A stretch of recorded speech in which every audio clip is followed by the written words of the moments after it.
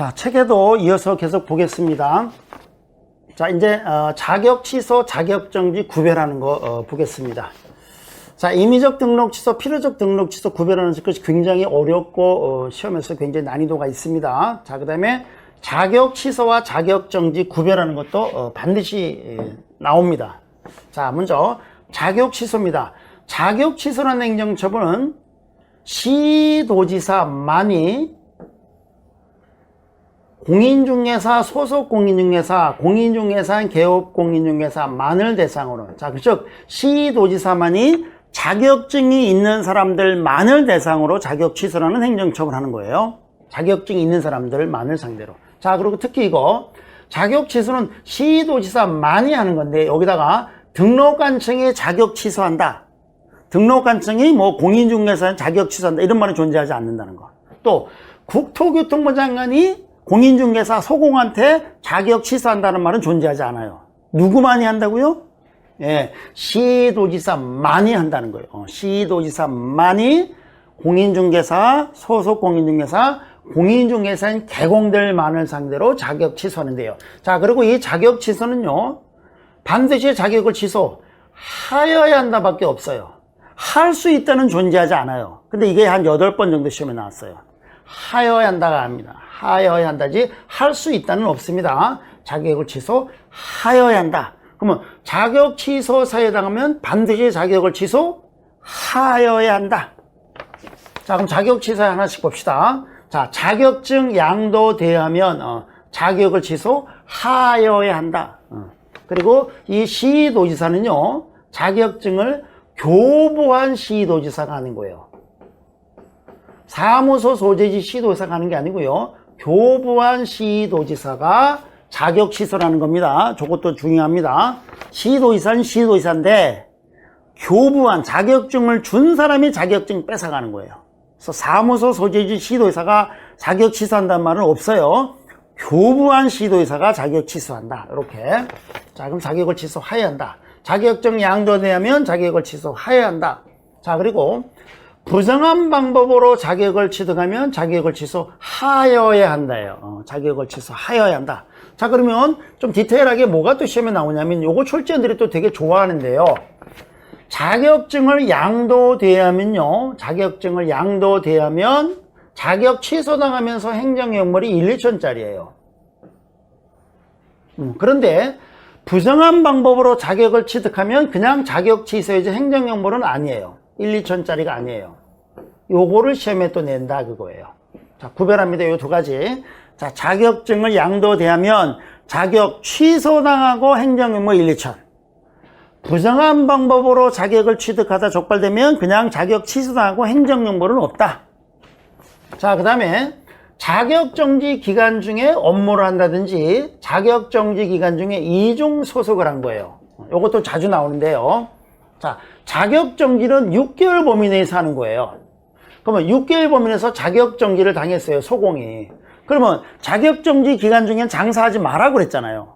근데 자격정지 기간 중에 장사, 생업이 걸리니까 안 할 수가 없단 말이에요, 소공이. 자식들도 있고 와이프도 있고 하니까. 그 소공이 몰래 업무를 하다가 적발되면 자격 취소당해요. 그럼 다시 자격증 따야 된단 말이에요. 혹시 현업에 나가서 소공으로서 자격정지 당하면 진짜 그 기간 동안 좀 쉬어야 돼요. 업무를 하다 적발되면 자격증이 날아가고 3년 동안 자격증 시험대 응시 못하고 3년 후에 다시 따려고 하면 이게 쉽냐고요. 이 자격증 따는 게 굉장히 만만치 않은데, 자, 그러니까 주의하셔야 돼요. 자격증 뺏기는 거는 가능하면 무조건 조심하고 안 해야 돼요. 자, 이거 주의하실 거. 자격정지 기간 중에 업무를 한다든지 또는 자격정지 기간 중에 다른 사무실에 가서 일부러 업무를 하는 거야. 모르게. 그러다가 적발되면 자격증 날아간다. 자격 취소당한다. 자, 다시 하면요. 자격정지 기간 중에 업무를 하다 적발되면 자격 취소.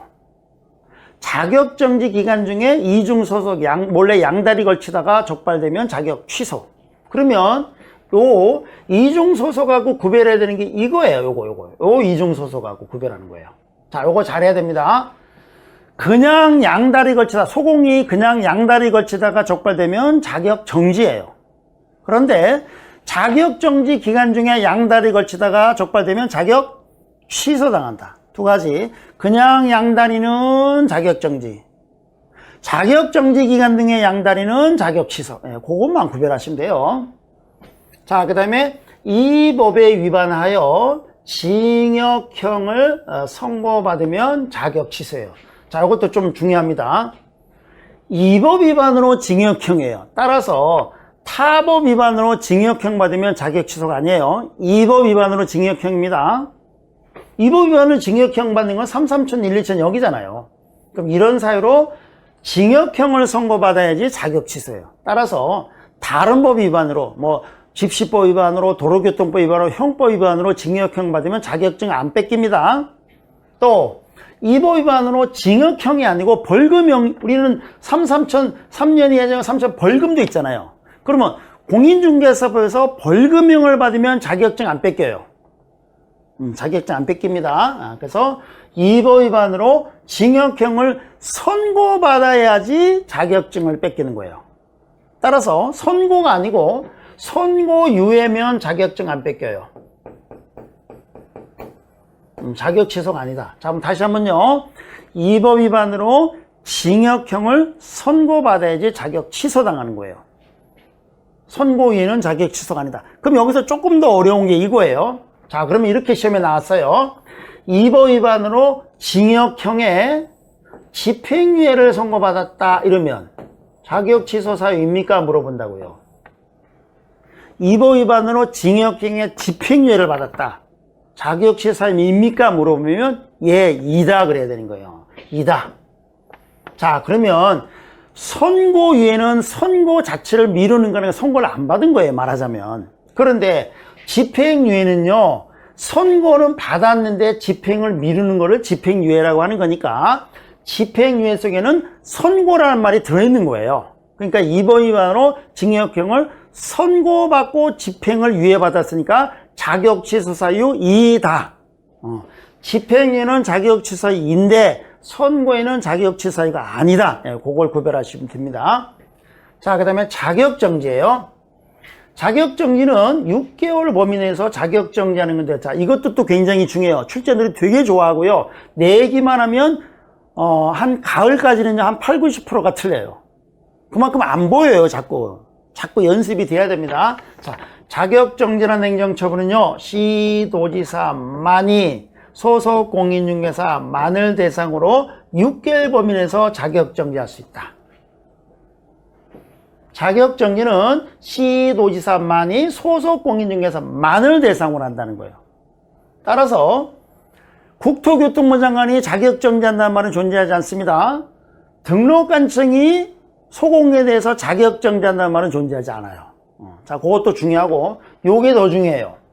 자격정지는 시도지사만이 소속 공인중개사만을 대상으로 하는 건데, 여기다가 공인중개사인 개업공인중개사에 대해서 자격정지한다 이런 말은 존재하지 않아요.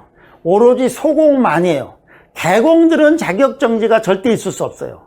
개공은 업무정지가 있을 수는 있어요. 업무정지가 있을 수는 있어도 자격정지란 말은 존재하지 않아요. 근데 제가 보면 가끔씩 실무에 있는 합격한 중개업자들이 저한테 질문하기를 이런 사유로 뭐 그런 것 같은데 저는 자격정지 얼마쯤 받을까요? 이렇게 물어보는 분이 있어요.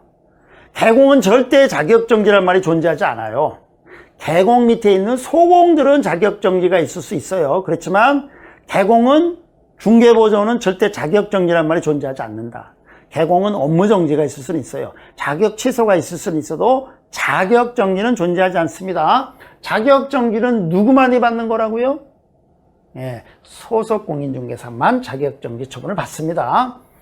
자, 그리고 자격정지는 6개월을 초과하지 않는 범위에서 할 수 있고요. 또 자격정지도 업무정지처럼 별표에 보면 6개월짜리가 있고요, 3개월짜리가 있고, 6개월짜리가 있고, 3개월짜리가 있고, 6개월짜리가 있고, 3개월짜리가 있어요. 똑같이 생각하시면 돼요. 업무정지처럼 중한 거는 6개월, 좀 경한 거는 3개월짜리다. 이렇게 구별하시면 됩니다. 올해 이런 걸 출제하는, 이런 걸 구별해서 내년 출제인이 들어가는 해예요. 구별해서 기억하셔야 됩니다.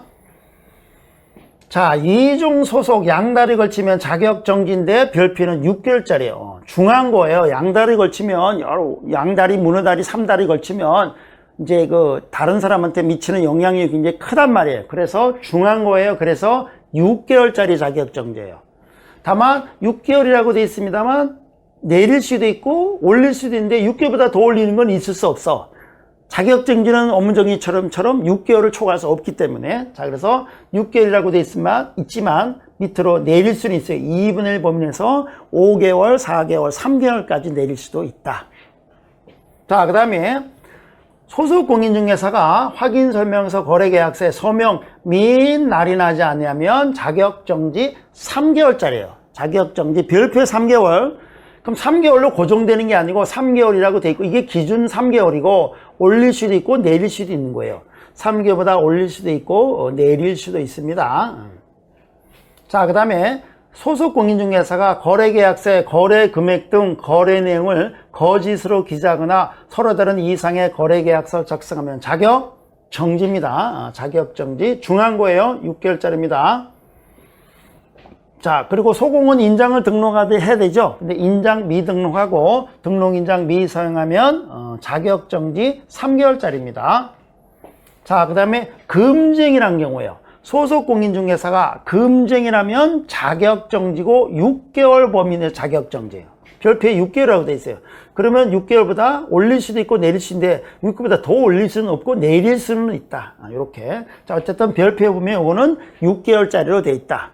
자, 그리고 소공이 금쟁이 위반하면 자격정지입니다. 이렇게 시험에 안 나와요. 금쟁이 위반으로 자격정지가 안 나고 코드가 시험에 나와요. 자, 금쟁이 코드 다시 한번 해봅시다. 단식방해로 미직상투증에 걸렸으나 거초매알을 먹고 간신히 났다. 자, 단식방해로 금쟁이 여기다 한번 써보시면 되겠죠? 단식방해로 미직상투증에 걸렸으나 거초매알을 먹고 간신히 났다. 요거 단식방해로 미직상투증에 걸렸으나 거초매알을 먹고 간신히 났다. 요게 금쟁입니다. 그럼 소공이 금쟁이 코드 기억하셔야지 맞출 수 있는 거예요. 금쟁이 위반하면 자격정지. 자, 그 다음에 소공이 성실정회 확인 설명하지 아니하거나 설명의 근거자를 제시하지 않으면 3개월짜리 자격정지 당한다. 또 3개월에서 그 3개월이 아니고 3개월보다 올릴 수도 있고 2분의 1 범위에서 내릴 수도 있다. 자, 해서 자격 취소와 자격정지 구별했습니다. 자, 그 다음에 지정 취소입니다. 자, 지정 취소는요, 임의적 지정 취소밖에 없어요. 지정 취소는 지정을 취소 할 수 있다밖에 없다는 거예요. 할 수 있다밖에 없다. 자, 그럼 다시 한번 해보면 지정 취소는 지정을 취소할 수 있다밖에 없고, 자격 취소는 자격을 취소하여야 한다밖에 없고, 등록 취소는 등록을 취소할 수 있다도 있고 하여야 한다도 있다. 두 가지가 있다는 거예요. 등록 취소는 할 수 있다와 하여야 한다 두 가지가 있고, 자격 취소는 반드시 자격을 취소하여야 한다만 있고, 지정 취소는 지정을 취소할 수 있다만 있다. 여러 번 시험에 나왔어요. 이것도 거의 9번 정도 시험에 나왔으니까. 자, 지정 취소는 또 국토교통부 장관만이 거래정보사업자만을 대상으로 하는 거예요. 지정 취소는 국장만이 하는 거예요. 국장만이 거래정보사업자만을 대상으로 하는 거예요. 그래서 거래정보사업자 아닌 사람한테 지정 취소한다는 말은 존재하지 않습니다. 그리고 지정 취소를 시도지사가 거래정보사업자 지정 취소했다 이런 말은 존재하지 않아요. 오로지 국장만이 거래정보사업자만을 대상으로 지정을 취소할 수 있다. 자, 그리고 거래정보사업자 경우에서는 이 숫자 굉장히 중요합니다. 숫자를 잘 체크하셔야 돼요. 자, 1년 내에 정보망을 설치 운영하지 않은 경우예요. 1년 내에 지정을 받고 1년 내에 설치 운영, 즉 장사 시작하지 않으면, 그 지정받고 1년 안에 본격적으로 장사 시작하지 않으면 지정을 취소할 수 있다 이거예요. 자, 1년이라는 숫자 중요합니다. 1년. 자, 그 다음에 지정을 받고 3월 이내에 운영규정의 승인을 받아야 되는데 운영규정의 승인을 받지 않냐거나 운영규정에 위반해서 정보망을 운영하면 임의적 지정 취소입니다. 지정을 취소할 수 있다. 자, 그리고 요거 중요합니다. 3월 이내에 운영에 승인을 받지 아니하거나 운영규정에 위반해서 업무를 하게 되면 임의적 지정 취소이면서 500과예요.